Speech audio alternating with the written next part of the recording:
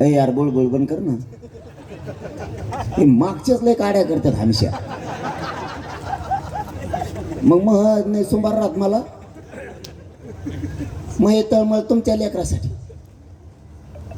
महाजीव चालला हे लेकर सुखी करायसाठी. 3 वर्ष झालं ना घर बघतो ना लेकरं बाळा बघतो. माझ्या समाजाचे लेकरं लेकीबाळी कशा मोठ्या होत्या याच्यासाठी मी आटापिटा चाललेला आहे. कधी मरण मला माहीत नाही. मी इतक्या वेदना आहेत मला शरीरात, तरी मी जीवघेणा निर्णय समाजाच्या हितासाठी घेतोच. शेवटी मी मन मोडून टाकली. लाख मेले तरी चालतील पण लाखांचा पोशिंदा जगला पाहिजे. ते मन मी बंद करून टाकले. लाख मेल्यावर पोशिंद्याला मागं ठेवून काय करतो. हागंदारी उठला ढुकूक त्याला मागे. एक मेला तरी चालन पण करोडो लेकर सुखी झाले पाहिजेत या विचारानं आपल्याला चालावं लागणार आहे. मी माझी जीवाची बाजी लावून संघर्ष करतोय. रक्त घालतो रात्रंदिवस. समाजाच्या वेदना हाला अपेक्षा नाही सहन होत. एका दिवस 10-5 हजार कमी पडले तर 50 जणांचे उमरेचे जावं लागतात. आपल्या आई बापाला जरा डोके चालून बघा. मराठी डोके ठेपायला ना जरा. 10 जणाला विचारून व्याजानं पैसे काढून पोरगा किंवा पोरगी शिकावं लागते. आणि नोकरीने लागलं तर उभं आयुष्याचं उद्ध्वस्त होऊन जात आहे. 1% होऊन हुकलं तर पोरग घरापर्यंत रडत येत आहे. आपल्यात काही म्हणणारे आहेत की आपल्याकडे भरपूर आहे, कधी उडण माहीत होणार नाही, लय मस्तीत राहू नको. रावण बी असाच म्हणत होता. माझ्याजवळ लय होतो, बायको नाही सापडली, पोरग नाही सापड. मस्तीच्या बाहेर येऊयात युग खूप बदललंय. लोक जगाच्या प्रवाहाप्रमाणे वागायला लागलेत. आपल्याला पण बदलावं लागणार आहे. लोकांनी आपली नस ओळखली. एक तर आपल्याला चांगलं कोणी सांगत नाही. आपल्याला जुनं आठवण करून देणारी संख्या लय मोठी आहे, बावनकुळ्यासारखी. चांगलं कोणी सांगतच नाही. आपल्याला पुरे विचार बदल करावा लागणार आहेत. आपल्याला लोक फुगिणारे नाहीये. इथून पुढं मराठ्यांनी फुगायचं नाही, फुगीर वागायचं नाही. पैशावर व्हायचं कष्ट करून, मग शान के साथ इन करून गोगल लोन हिंडायचं. रात्रंदिवस आई बापा संग शेतात कष्ट करू लागायचे. मिळेल ती नोकरी करायची, लागल ती व्यवसाय करायचा आणि चिकाटीना करायचा. 2-3 दिवस हॉटेल टाकीत, 15 दिवसांनी बंद. गेला म्हणले साहेबाच्या प्रचाराला. पॉम्पलेट चिटकायला कोणीच नव्हते. साहेब मायाला परिवारातल्या जवळचे. साहेबामुळे मला जावंच लागतं. साहेबाची मान खाली होता कामा नाही. आणि याचे आई बापा मेले शेतात कामं करू करू, आणि याला साहेबाची मान खाली नेऊन द्यायची. साहेब याला इचिरित नाही. एखाद बारका 100-150 रुपये प्यायला देत असं, त्याच्यावर त्या 150चे सगळ्या गावाला विषय देत येते. आपल्याला आपल्या विचारात बदल करावा लागतो. कष्ट करायचा शिका. स्वाभिमानी समाज बना. आपल्याला फुगीत येत. एखादा आपल्याला पाटील म्हणलं, येणे 150 कप चहा सांगितलाच, फुगीर जाऊन त्याला मला मुतपीला तिकडे जाऊन चहा नाही सांगत आणि काहीच नाही सांगत. कवर व्हायला घालता रे समाज. ह्या माय माऊल्याच्या डोळ्यात पाणी आणायचे जबाबदार तुम्ही आहेत. यांनी राब शेतात राबून तुम्हाला मोठं केलंय, पैसे कमवलेत.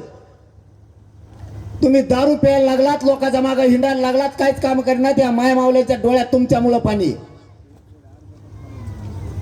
आपल्या आईच्या बापाच्या डोळ्यात जर पाणी येणार असलं तर आपण कोणत्या वंशात. आणि काम करायची, कष्ट करायची लाज काय. कुणी काही पण फुकीत. इकडून तिकडून मराठा बदलायचा अंदाज दिसला, लगेच मित्र आपल्याला चिटकतो. बावनकुळ्यासारखा. मराठ्याचे वाद थोडे कमी व्हायचा अंदाज दिसला की बावनकुळ्या आलाच. हडप्पा मोहनजोदडो इतिहासात होता बघ एक धडा, एवढं दिसायचा होडलो काय. मराठ्याचं जुळायला लागलं, हळूच देण्यात आणून देणार. तुपल्या आजाला त्या टायमाला 5 मतांनी पाडिलं होतं. झालीच कुठं कुठे मराठी सुरू. हे बावनकुळ्यासारखे मित्र आहेत आपल्याला. उलचिक मराठे एकत्र यायला लागले. तुपल्या आजीला आणि तुपल्या आईला त्याने लग्नाला बोलिलंच नाही, बोलिलं त्या टायमाला कुकूच नाही लावलं. आपण भंडारा ओढून नकून लावून देते नि कुकू. साध्या साध्या कारणानं आपले घर तुटले. जी बांध फोडायला नाही पाहिजे तोच बांध नेमका आपण फोडणार. 1 एकर जास्त घेणार, बांध फोडून 3-4 लाख रुपये तिकडे घालण्यापेक्षा परत वरून म्हणणार माळावरचं गेलं तरी हरकत नाही, पण याची जिरायचीच. म्हणजे माळावरचं गेलं आणि याचीही जिरली नाही. आपण ज्या खोडी आहेत ना त्या पुऱ्या बंद करा. समाजाला हिताच्या गोष्टी आहेत या. समाज उंचीवर न्यायचा असला, त्याची प्रतिष्ठा कमी होऊ द्यायची नसली, आपल्याला बदलावं लागणार आहे. एकामेकाच्या बांध नाही फोडायचे. 5-5 पिढ्याचं वैर झालंय आपलं. बोलानं सुद्धा त्या बांधा पाहिजे. बांधाचे भांडणं करायचे नाही. आणि आणखीन एक काम, दारू कुणी पे जाऊ नका. पेणारच आवडला का काय लय उंबली दांडगी मला येड्यात काढी. ते गोड बोलून खाली उतरी देत, चला चला थोडत जायचं आणि मलाच होरगडी देत. आणि बाजूला सारखा सारखा तेच म्हणतात आणि मलाच तुडी देत. आणि बाजूला सारखा म्हणतात सरके तू कुणाला. मला चिवर बेजार केले. एवढ्या जागात मग ढोपर मोड होते हाणून. ते कोपर हाणतोय, ते कोपर हाणतोय, काही गुडघ्याने हाणतात असे. आणि परत म्हणतात पाटाला लागून द्यायचं नाही, पाटील आपले. आणि खपा खप गुडघे हाणतोय मागून.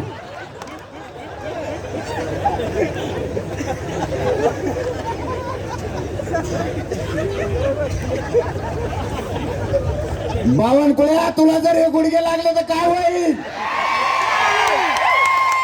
लय चावताळेत मराठी आता. मला गुडघेऊन कळालंय किती चावताळेत. दंडुक जर उचललं तर मूडच तर सोडित नाही जाता.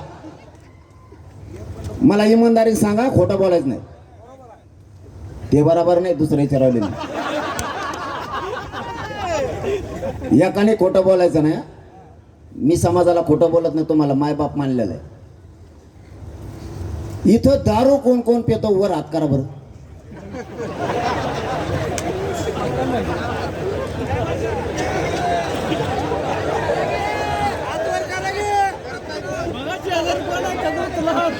दारू कोण कोण पितो वर हात करा.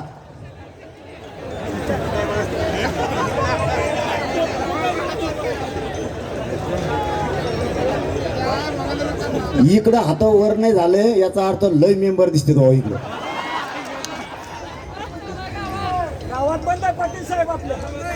आणि मग तू कुठून पिऊन आला. आता बंद करायची. हा प्यायचे नाही बाबा. आता नाही हाणायची इथून पुढं. बंद. नाही टाकीत पाणी पुन्हा त्याच्यात. बंद आजपासून. मावशा हो एक काम करा गाड्या तुम्ही. हे जर दारू पेले ना, यांच्या भाकरीच बंद करून टाकाय. मी तुमचा भाऊ म्हणून तुमच्या मागे भाकरी बंद करा यांच्या सगळ्याच्या. तवाय ठेपेली ते लाजा धरू आपण थोड्या.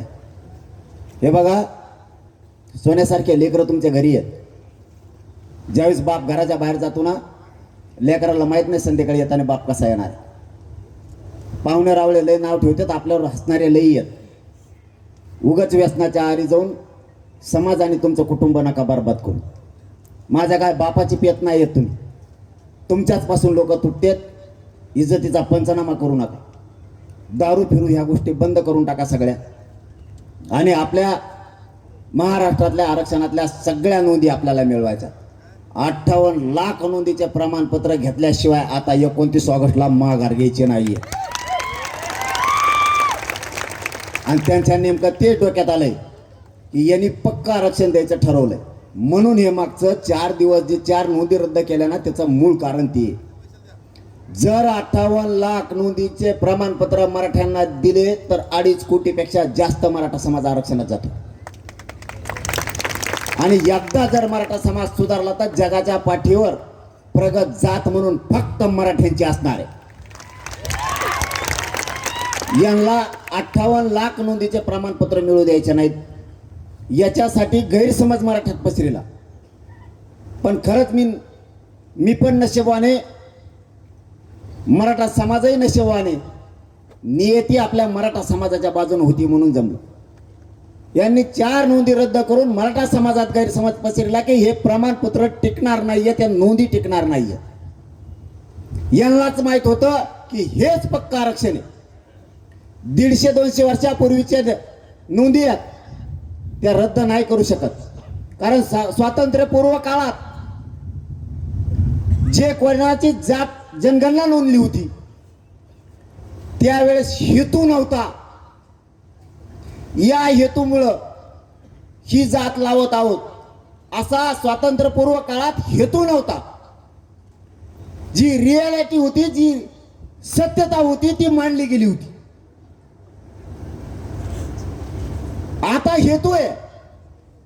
त्यावेळेस कुणबी नोंद केली गेली. पुढे जाऊन आरक्षण मिळणार आहे कोणालाही माहित नव्हतं. ज्या ज्या जातीची जात लिहिली त्यांनाही त्या काळात माहित नव्हतं की पुढे गेल्याच्या नंतर आरक्षण मिळणार आहे. सारा वसुलीकरणाच्या कारणानं ज्या त्या वेळेस शेती कसणाऱ्याकडं त्या कुणबी लिहिलं जायचं, म्हणजे सारा वसूल करायला त्यांना सोपं जायचं. म्हणून यांच्या डोक्यात आलं 58 लाख नोंदी म्हणजे मराठ्यांचं पक्का आरक्षण. आणि मी मात्र ते पक्क देण्यासाठी लढतोय. मग यांच्या चलबेचल सुरू झाली. शेवटचा डाव का टाकायचा तर मराठ्यात गैरसमज पसरायचा. कारण लाखो पोरांनी पोरीने ऍडमिशन कुणबीतून घेतलंय. त्यांच्यात गैरसमज झाला पाहिजे की जर आता ऍडमिशन गेलं, नोकरी गेली, आता करायचं काय. पुरा समाज टेन्शन मध्ये आणायचं ठरवलं होतं. परंतु नियती मराठ्यांच्या बाजूने होती.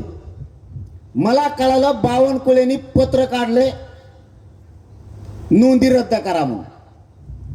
मंत्री संविधानाच्या पदावर बसल्याच्या असल्याच्या नंतर कायद्याच्या चौकटीत मंत्र्यांनी काम करायचं असतं. कशाच्या बद्दलची इन्व्हेस्टमेंट आपण करून देतो याच्याकडे बारकाईने लक्ष ठेवावं लागतं.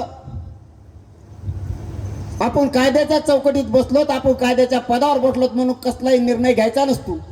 मूर्खातला मूर्ख मंत्री सुद्धा मराठ्यांचे प्रमाणपत्र रद्द करा म्हणून लिहून देऊ शकत नाही, पत्र नाही काढू शकत.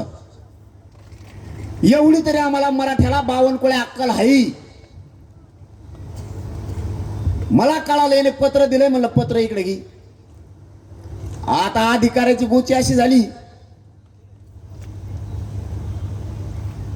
पत्र द्यावा तर सरकार आहे पलीकडून, नाही देवा तर यो विचित्र प्राणी आहे, यो काय बोलून भरोसा नाही. कारण मी जातीसाठी कोणत्याही टोकाला जाऊ शकतो. मायबापा जातीच्या लेकरा बाळासाठी कोणत्याही टोकाला जाऊ शकतो. पत्र दे म्हणलं, बाकीचं शहाणपणा करू नको. त्या उपजिल्हाधिकाऱ्याने बेनं देऊन टाकलं. त्याला वाटलं आता जे होईन ते होईन. तिकडून बावनकुळ्या धोशी तू, इकडून मी ये. हे मराठ्याचे पोट्टे जर पिसाळे कुठं रेटायला बसलेत, गल्लीत कुत्रं नसतं का एखाद बार पळायला लागतं, मागून पोरं गोटे घेऊन पळत येत, आपोआप हागत होते. तसं त्याला आलं टेन्शन. आता काय होईन माहित नाही. पत्र मायबापा हातात लागलं. त्याच्यावरती त्यांनी स्पष्ट लिहिलंय, या ज्या कुणबी नोंदी आहेत ना या 5 दिवसाच्या आत अवैध करण्यात याव्यात. का रे बाबा, माझ्या लेकराचं वाटोळं करायला निघाला तू? काय केलं माझ्या गरीबाच्या लेकरांना? सोन्यासारखे लेकरं आमचे, हत्तीच्या काळजाच्या पोरं तुम्ही कार्य खचवायला लागला. तुम्हाला कुणी अधिकार दिला आम्हाला बर्बाद करायचा?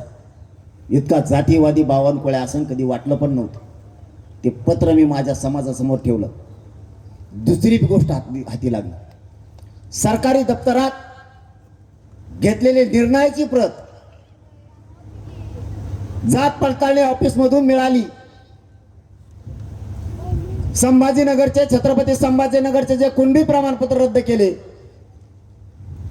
त्याच्या अगोदर निर्णय झालेला आहे या कुणबी प्रमाणपत्राची व्हॅलिडिटी देण्यात यावी म्हणून.